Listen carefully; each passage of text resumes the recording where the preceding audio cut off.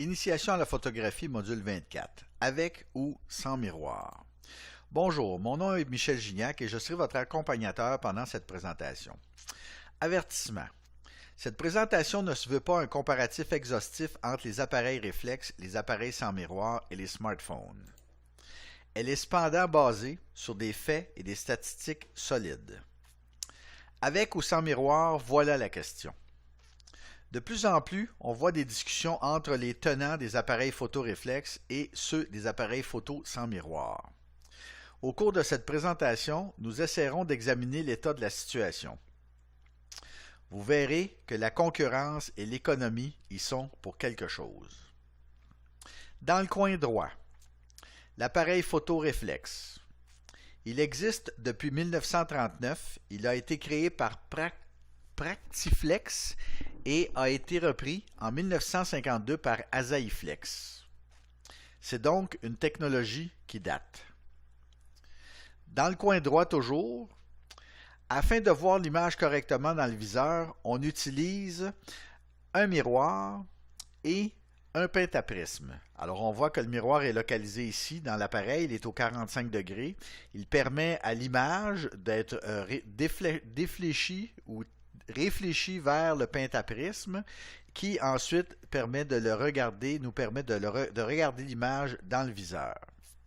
Maintenant, comment ça fonctionne? L'image telle que vue au plan focal. Alors, quand vous prenez une photographie, si vous regardiez l'image directement par l'objectif au plan focal, ce que vous verriez, c'est une image qui est inversée. C'est-à-dire que le haut est en bas et la gauche est à droite. Alors, le pentaprisme nous permet de rendre la gauche à gauche, de remettre la gauche à gauche, et le pentaprisme nous permet également de mettre le haut en haut de l'image, de sorte que lorsque nous regardons l'image par le viseur, nous la voyons comme l'objet qui est effectivement devant nous. Maintenant, dans l'autre coin, on a l'appareil photo sans miroir, ou comme certains l'appellent, l'appareil hybride. Il a pris son envol sur le marché vers 2012. Donc, il est apparu dans les années 2008-2009 et on a commencé vraiment à le remarquer statistiquement dans les chiffres de vente et de distribution vers l'année 2012. Maintenant, comme son nom l'indique, il n'a pas de miroir à l'intérieur. Alors, le capteur la lumière frappe directement le capteur qui ensuite envoie l'image vers l'écran LCD qui est derrière votre appareil photo ou encore vers le viseur numérique qui est localisé quelque part aussi sur votre appareil photo. C'est le processeur d'image de l'appareil qui s'assure que l'image est dans le bon sens. Alors l'image, comme dans l'appareil photo réflexe ici, est inversée haut en bas, gauche à droite, mais évidemment, il y a un processeur d'image dans votre appareil photo, l'ordinateur de bord, qui lui s'assure que quand vous regardez l'image soit sur l'écran ou sur le viseur, que vous la voyez correctement. Maintenant, quand on compare les deux technologies, qu'est-ce qu'on remarque? Ce qui saute aux yeux à très haut niveau, c'est la différence de profondeur entre les deux appareils. Alors, on voit bien ici que sur l'appareil réflexe, la distance entre la monture de l'appareil et le plan focal est relativement grande, dû au fait qu'on doit avoir un miroir ici à l'intérieur de l'appareil, de même qu'un pentaprisme qui nous permet d'inverser les images. Alors que dans l'appareil photo sans miroir, on n'a pas de miroir, donc l'appareil, la monture de l'appareil et le plan focal sont beaucoup plus rapprochés un de l'autre. Cette différence a un impact significatif sur les objectifs. Alors on voit ici qu'en déplaçant l'objectif et le système incluant le miroir et le plan focal, en déplaçant cette image-là sur l'image d'un appareil photo sans miroir, ce qu'on remarque, c'est que le plan focal ici, c'est-à-dire l'endroit où l'objectif fait la mise au point, a été déplacé ici de sorte qu'il est maintenant à l'extérieur du boîtier. Alors, à ce moment-là, ça veut dire que si on met un objectif de réflexe sur un appareil photo sans miroir, évidemment, on ne pourra pas faire de photo avec puisque la mise au point sera faite fait à l'extérieur du boîtier. Donc ici, au plan focal de l'appareil photo sans miroir, l'image sera toujours floue. Ça a un impact important. On va le voir tantôt. Pourquoi, quel rôle ça vient jouer dans la combinaison. Alors évidemment, ce que Sony a fait quand ils ont mis en marché les appareils photo sans miroir, c'est qu'ils ont à la fois développé des objectifs qui sont faits spécifiquement pour les appareils photo sans miroir, mais ils ont également mis dans le domaine public, ils ont publié les spécifications de la monture e-mount, donc de la monture ici qui permet d'adapter, si on veut, ou de connecter des objectifs. En mettant dans le domaine public les spécifications de la monture e-mount qui est localisée ici, ben, ils ont permis en fait à des tiers comme Metabone, Photodiox ou Sigma de produire des adaptateurs permettant d'utiliser des objectifs Canon et Nikon. Donc, à partir du moment où vous avez l'adaptateur approprié, vous pouvez utiliser vos objectifs Canon et Nikon sur un appareil photo Sony sans miroir et de cette façon-là, ben, vous n'avez pas à vous procurer tout un parc d'objectifs pour mettre sur votre nouvel appareil photo. Ça a été une stratégie, je dirais, assez intelligente de Sony, puisque Sony savait très bien qu'il n'avait pas en main le même nombre d'objectifs que Canon ou Nikon avaient déjà en main. Et il savait aussi qu'il leur serait très difficile d'aller concurrencer Nikon et Canon dans le marché s'ils n'étaient pas en mesure de permettre aux gens d'utiliser les objectifs qu'ils avaient peut-être déjà en main. Donc, tout en conservant l'adaptateur, ce qui vient permettre aussi, c'est de conserver la mise au point automatique, l'ouverture du diaphragme automatique, bon, etc., etc. Donc, tous les automatismes qui sont associés à l'objectif ici sont utilisables avec le boîtier puisqu'on a un adaptateur qui ne fait pas seulement que de permettre de connecter l'objectif au boîtier, mais de conserver aussi toutes les fonctionnalités qui sont disponibles dans l'objectif. Maintenant, est-ce que Nikon voudront emprunter cette voie?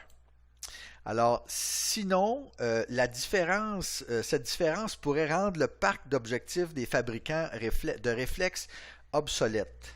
C'est-à-dire que si Canon et Nikon ne trouvent pas une façon, soit en utilisant un adaptateur ou autrement, d'utiliser leur objectif avec les appareils photo sans miroir qu'ils sont en train de développer actuellement, le plus gros problème que les gens auront, ce sera de pouvoir d'utiliser leur parc d'objectifs qu'ils ont en main. Alors, Nikon est particulièrement affecté parce que ces objectifs sont rétro-utilisables. Donc, même sur les appareils des tout débuts, vous pouvez utiliser les objectifs Nikon. Et même les objectifs Nikon des tout débuts peuvent être toujours utilisés sur les appareils réflexes Nikon qui sont actuellement en marché. Donc, en voulant garder cette profondeur au niveau de l'utilisation des objectifs, évidemment, ils se sont donné un défi supplémentaire dans leur passage des appareils photo réflexes à des appareils photo sans miroir. Les exécutifs de Canon disaient récemment au magazine DP Reviews, nous ne pouvons ignorer les 130 millions d'objectifs EF déjà vendus. Et on sait que Canon a déjà, dans les années 80, abandonné les objectifs FD pour mettre en marché les objectifs EF. Les objectifs FD de Canon ne sont pas utilisables sur les appareils photo réflexes actuellement. Pas ceux de Canon en tout cas. Malgré qu'on peut les utiliser sur des appareils photo Sony avec l'adaptateur approprié. Donc, c'est tout un défi de pouvoir mettre en marché de nouveaux boîtiers et de permettre aux gens qui ont déjà des objectifs de pouvoir continuer de les utiliser. Donc, pour Nikon, l'enjeu des objectifs est déterminant pour leur passage au sans miroir et je vous dirais que c'est probablement ce qui a fait qu'ils ont attendu aussi longtemps avant de vouloir s'embarquer dans cette nouvelle aventure, le fait qu'ils auront évidemment beaucoup de travail à faire pour permettre aux gens de pouvoir continuer à utiliser les objectifs qu'ils ont déjà. Alors, on va regarder ensemble certaines statistiques par rapport à l'évolution du marché de la vente et de la distribution des appareils photo. Nos statistiques proviennent de CIPA, qui veut dire Camera and Imaging Product Association. CIPA est le regroupement des fabricants d'appareils photo dans le monde. De 1954 à 2002, ils existaient sous le nom de Japan Camera Industry Association. Et depuis 2002, ils existent sous le nom de CIPA. Ils ont donc des statistiques depuis 1954 sur la fabrication et la vente d'appareils et d'accessoires photographiques. Alors, si on regarde ensemble le premier graphique ici des ventes d'appareils photo, on voit en gris la décroissance rapide des ventes d'appareils photo utilisant des films. Alors ici, cette période-là, ici, là, de 97, avant 97, il n'y avait pas d'appareils photo numériques. Après 97, on voit ici que les appareils photo numériques font leur apparition. Et en même temps, donc sur un espace-temps d'à peu près 7 ans, les appareils photo à film sont pratiquement disparus. Quand je dis qu'ils sont disparus, je veux dire qu'ils ne sont plus en fabrication, à part quelques exemplaires encore chez Canon et Nikon. Il n'y en a plus en fabrication. Les gens, évidemment, utilisent toujours des appareils photo à film qui sont disponibles là, en seconde main, mais dans le marché, il n'y en a plus de façon statistique en tout cas. En bleu, on voit les ventes d'appareils photo compacts. Alors, les premiers appareils photo qui ont été mis en marché sont des appareils photo compacts, donc avec des objectifs qui ne sont pas interchangeables. Ce sont les premiers appareils photo numériques qu'on a vu apparaître. Ensuite de ça, en vert, on a vu apparaître les appareils photo réflexes. Alors, à partir de 2004 à peu près, 2005, avec des pointes à partir de 2007 jusqu'à 2011. Et à partir de 2011, on voit qu'il y a une légère diminution des ventes d'appareils photo numériques, réflexes numériques. En rouge, on voit l'évolution des ventes des appareils photo sans miroir. Alors, on voit qu'ils sont apparus vers 2012 à peu près. Ensuite de ça, on voit qu'ils se maintiennent à travers les années entre 2012 et 2015-2016. Et en orange, on voit les ventes de téléphones intelligents. Alors ici, on voit qu'ils prennent de plus en plus de place dans le marché. Ils ont été coupés ici, mais je peux vous dire que sur le graphique original, ils défoncent littéralement le haut de l'image ici parce qu'il s'en vend énormément. Évidemment, les gens qui achètent un appareil photo intelligent ne le font pas exclusivement pour faire de la photographie, mais en même temps qu'ils s'achètent un appareil photo intelligent, que ce soit un Apple ou une autre marque d'appareil photo, Samsung, etc., ils ont par défaut un appareil photo à l'intérieur de leur téléphone intelligent.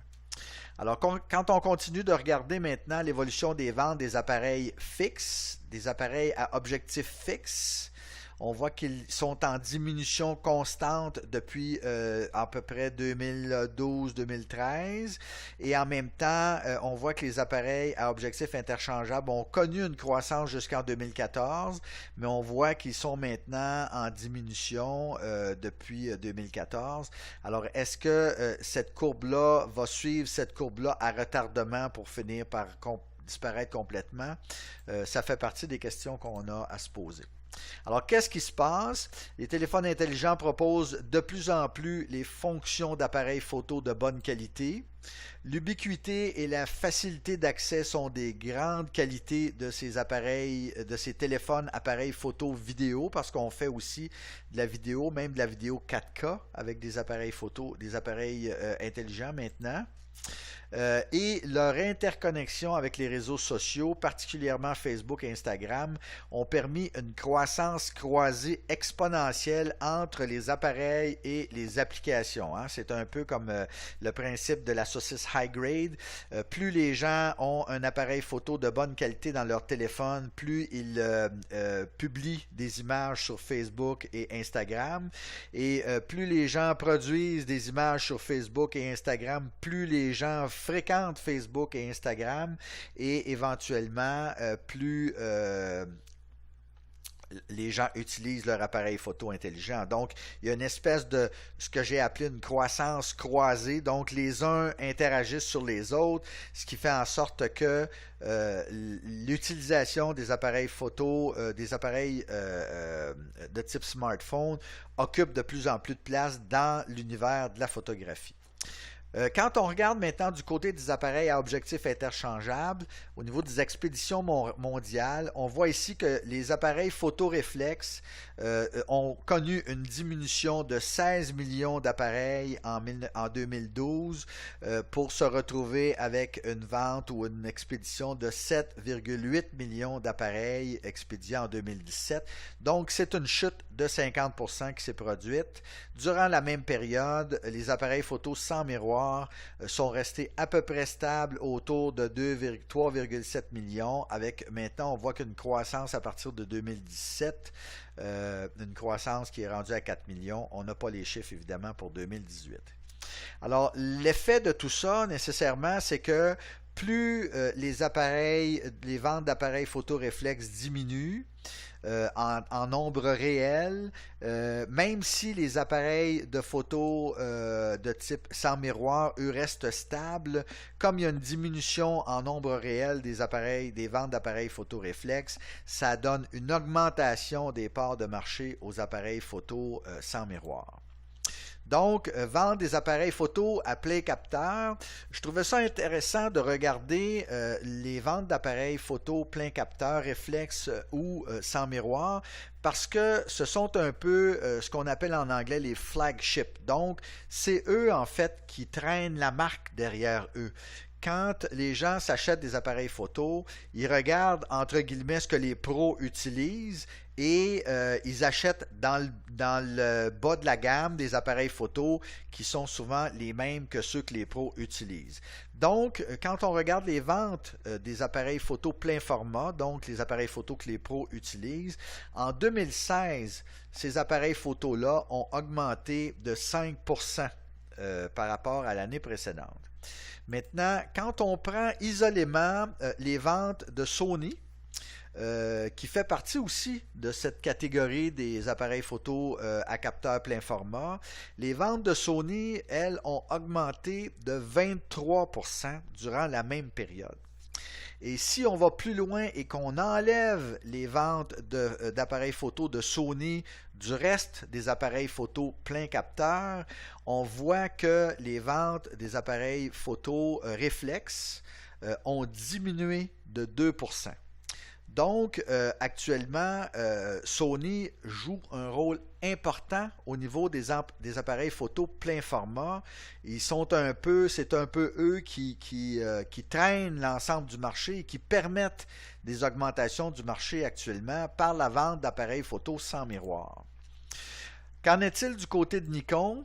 Nikon indique qu'il travaille à la production d'un appareil sans miroir pour livraison au premier trimestre de 2019.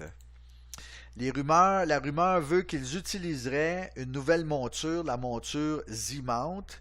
Alors évidemment, s'ils utilisent une nouvelle monture, il faudra certainement qu'ils trouvent une façon de mettre en marché des adaptateurs pour permettre d'utiliser les objectifs Nikon qui sont déjà sur le marché.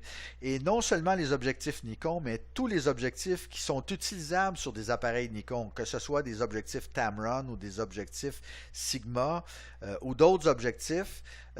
Évidemment, les gens voudront pouvoir continuer d'utiliser leurs objectifs sur les appareils photo sans miroir de Nikon. Du côté de Canon, Canon indique qu'ils mettront en place une offensive pour développer les ventes dans le secteur des appareils photo sans miroir, secteur qui a démontré une croissance exceptionnelle.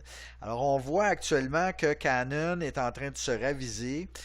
Ils constatent, eux aussi, que la croissance dans le domaine des appareils photo plein format, à capteur plein format, se situe dans le segment des sans miroirs. Alors, ils veulent entrer dans ce segment-là pour ne pas perdre trop de parts de marché. Alors, toujours selon eux, cela permettrait d'atteindre l'objectif de détenir 50% des parts de marché de tout le secteur des appareils photo à objectif interchangeables.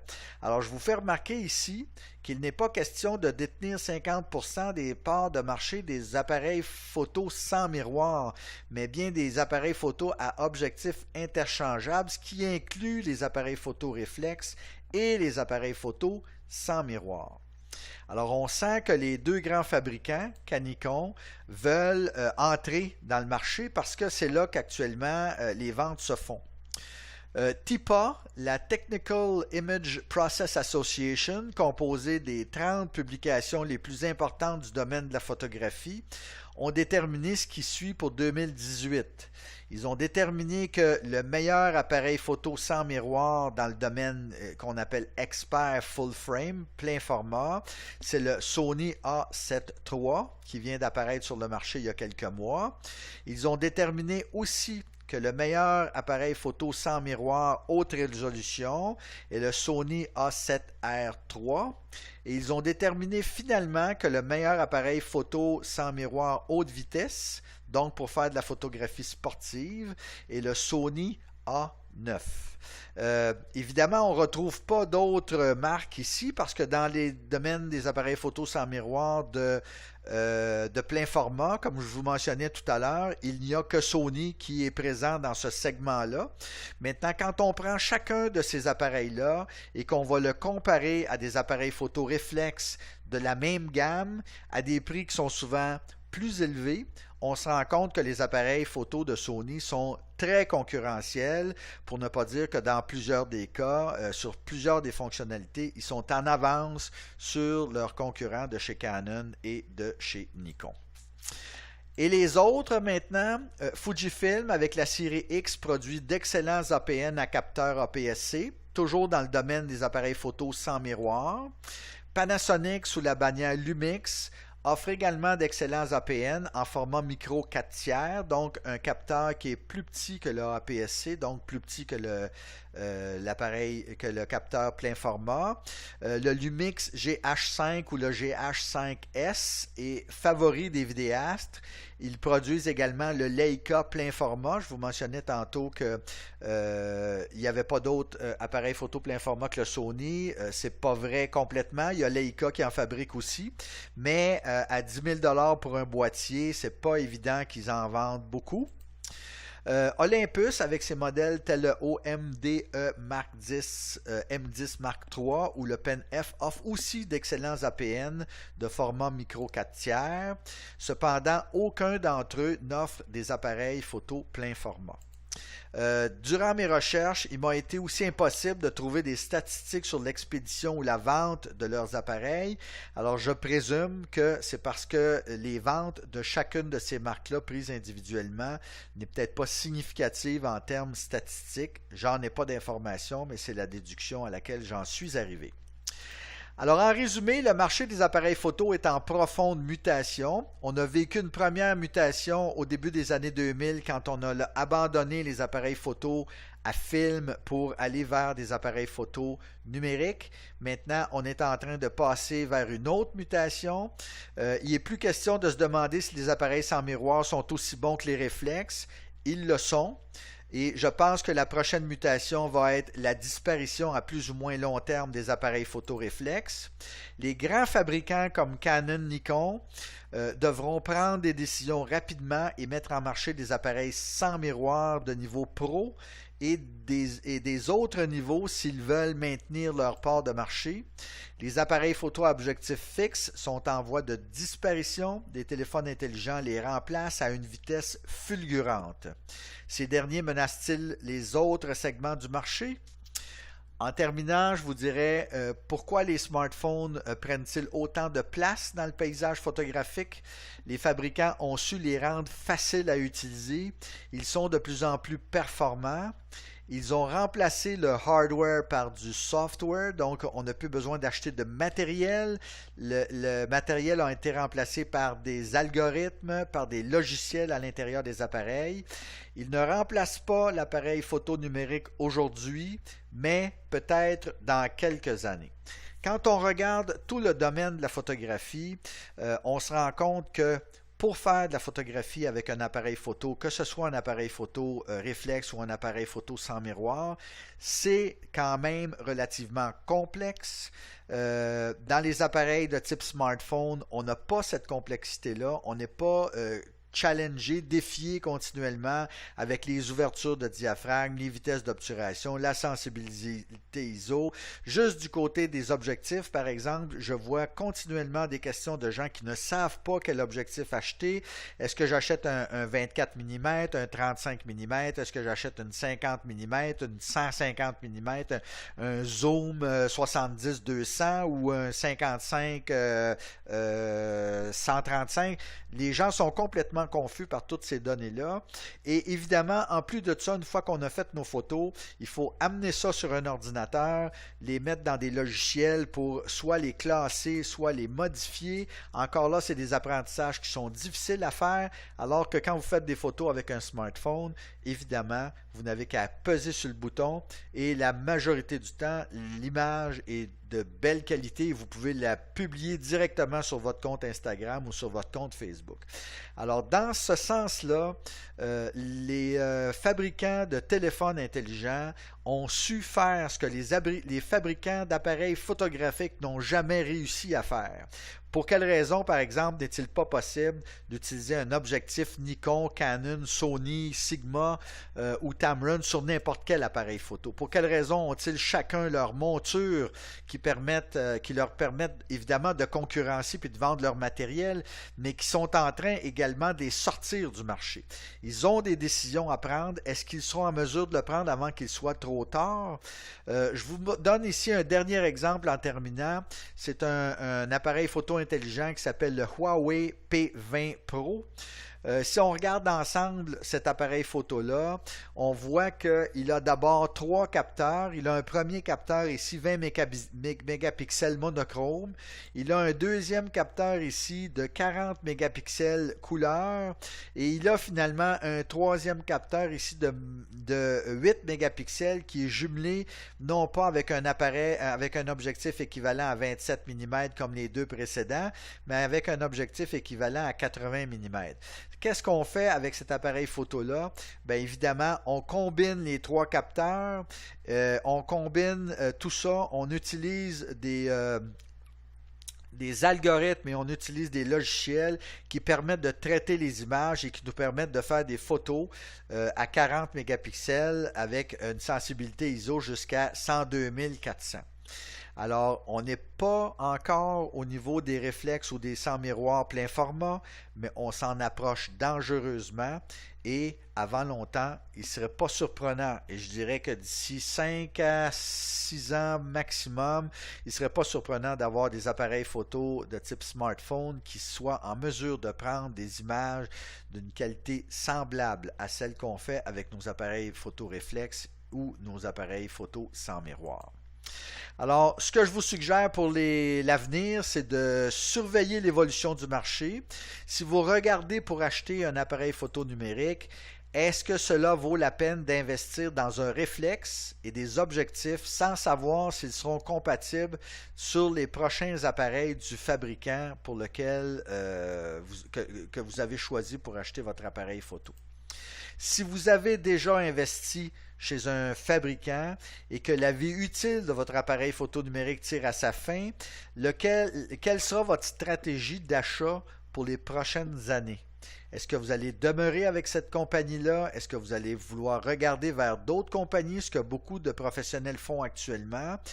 Moi, personnellement, quand je regarde l'évolution du marché, il a fallu à peu près 6 ans à Sony pour arriver avec des appareils photo plein format qui soient concurrentiels avec les meilleurs appareils photo chez Canon et Nikon.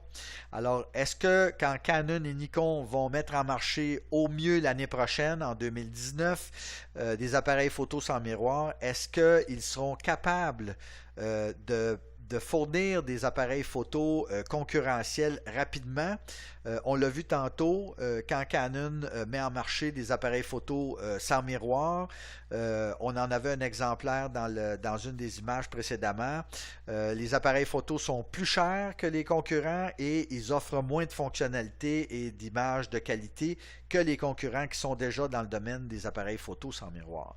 Alors on peut penser qu'il faudra également 4, 5 ou 6 ans à Canon et Nikon pour arriver à mettre en marché des appareils photo sans miroir qui seront concurrentiels avec les appareils photo Sony ou les appareils photo de Fujifilm ou des autres concurrents qui sont déjà dans ce marché-là. Alors, ça va être une décision qui va être importante pour vous de bien réfléchir avant de la prendre parce qu'effectivement, vous ne voudrez pas vous retrouver avec dans une situation où vous venez par exemple d'acheter le meilleur appareil photo à film en 1999 et quelques années plus tard, il n'y a plus d'appareil photo à film et il devient difficile de trouver des films pour mettre dans les appareils photo. Alors, mon nom, c'est Michel Gignac. Je vous remercie de votre attention pour cette présentation. Vous pouvez toujours vous abonner soit à mon canal YouTube ou à ma page Facebook en tapant dans les deux cas amateur.photographie Michel Gignac et ainsi vous serez en mesure de voir à chaque fois que je publierai un nouveau tutoriel, vous serez en mesure d'en être informé rapidement. Et aussi, pour ceux qui sont intéressés, le petit guide d'initiation à la photographie est toujours disponible sur ma page Facebook. Il est à la fin de la liste des tutoriels qui sont disponibles épinglés en haut de ma page Facebook. Alors, je vous remercie beaucoup pour votre attention et à bientôt.